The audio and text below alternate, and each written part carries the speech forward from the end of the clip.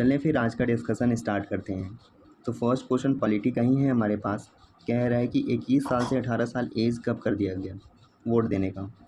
अभी तुम 18 साल में वोट दे सकते हो ना, पहले नहीं दे सकते थे। तो बात है 1988 की। उस टाइम पे रागा की सरकार थी। ये रागा मतलब तुम राहुल गांधी मत समझ लेना, राजीव गांधी हैं।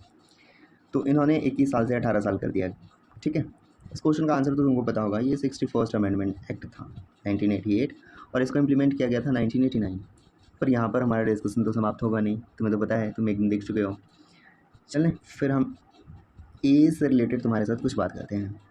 वोट देने की जो एज है तुम्हारी 21 साल है, पर तुम अगर पंचायत के चुनाव लड़ना चाह रहे हो ना तो तुम्हारी एज 21 साल होनी चाहिए। अगर तुम लोकसभा के मेंबर बनना चाह रहे हो तो तुम्हारी एज 25 ईयर चाहिए। यही नहीं, अगर तुमको CM या फिर PM बनना हो तो भी तुम्हारी एज 25 ईयर चाहिए। अगर तुमको राज्यसभा का मेंबर बनना है तो तुम्हारी एज 30 ईयर चाहिए। अगर तुमको प्रेसिडेंट या फिर गवर्नर बनना हो तो तुम्हारी एज होनी चाहिए 35। ओके, अब इतना इलेक्शन हम लोग कर रहे हैं तो इलेक्शन पर ही कुछ बात करते हैं। तुम बताना कि फर्स्ट जो जनरल इलेक्शन हुआ था ये कब हुआ था, ठीक है, इसको कब हेल्ड किया गया था। अब एज से रिलेटेड जब बात आती है ना तो हमको भाई अपना एग्ज़ाम याद आता है, सिविल सर्विसेज। इसमें ना मैक्सिमम एज पहले इंडियन के लिए 21 साल था, फिर बाद में उसको 19 साल कर दिया गया था। ये किसने किया था? इसका ये कोई और नहीं है बल्कि लिटन जी हैं।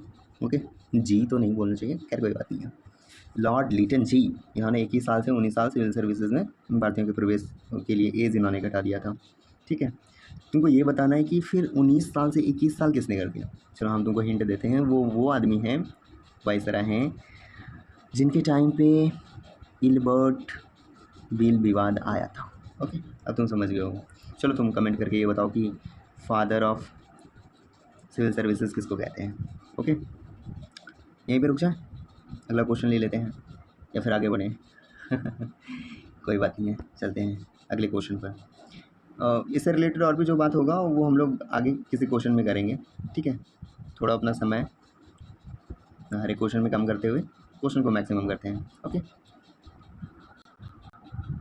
तो हमारे पास दूसरा क्वेश्चन है कि मौलिक कर्तव्यों को भारतीय संविधान में किसके द्वारा शामिल किया गया। ये भी अमेंडमेंट से ही रिलेटेड क्वेश्चन है।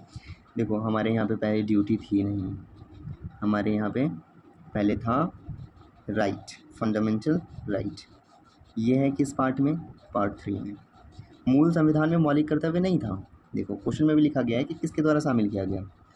जो मिनी कॉन्स्टिट्यूशन अमेंडमेंट एक्ट जिसको बोलते हैं 42nd अमेंडमेंट एक्ट, जो कि 426/1976 में हुआ था, ठीक है, इसके तहत जोड़ा गया था।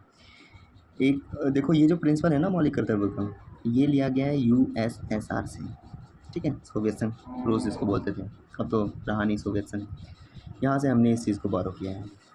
किसी दिन हम तुमको रिवाइज़ करवा देंगे कि कहाँ कहाँ से हमने क्या क्या चीज़ लिया है। पर देखो स्टार्टिंग में 42nd अमेंडमेंट एक्ट करके हमने मौलिक कर्तव्य हमारे संविधान में जोड़ दिया और प्रारंभ में 10 मौलिक कर्तव्य थे।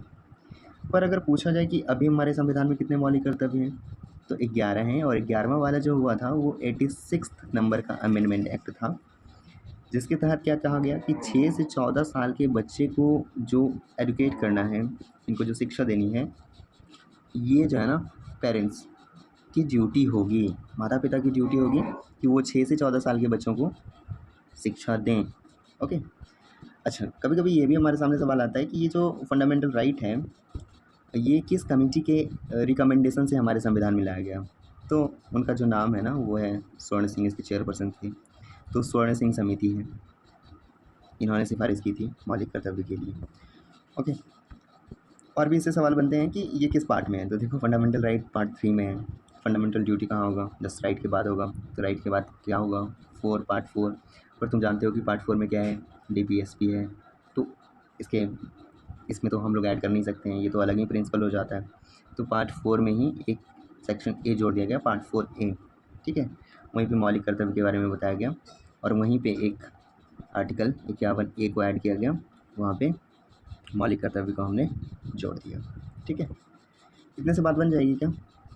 और भी सवाल मिलेंगे ना? अभी तक के लिए इसको रहने देते हैं, हमारे पास 2 सवाल हैं और हमने लगभग 5 मिनट में इसको पूरा कर लिया। मिलते हैं और फिर दूसरे सवालों के साथ फिर से पॉलिटी के ही अभी कुछ क्वेश्चन करेंगे, उसके बाद हम लोग अलग अलग सेक्शन पर मूव करेंगे और अपनी पढ़ाई को ऐसे ही कंटिन्यू करेंगे, ठीक है। ठीक है, आज मैंने थोड़ा सा कम एक्सप्लेनेशन किया है और सवाल भी कम पूछे हैं, ठीक है, लेकिन हाँ, सवाल पूछने का तो सिलसिला जारी रहना ही चाहिए और जब हम लोग अपना कलेक्टिव एफर्ट लगाएंगे तब हम लोग बहुत बढ़िया करेंगे, बहुत अच्छा करेंगे भाई। ओके, चलते हैं फिर।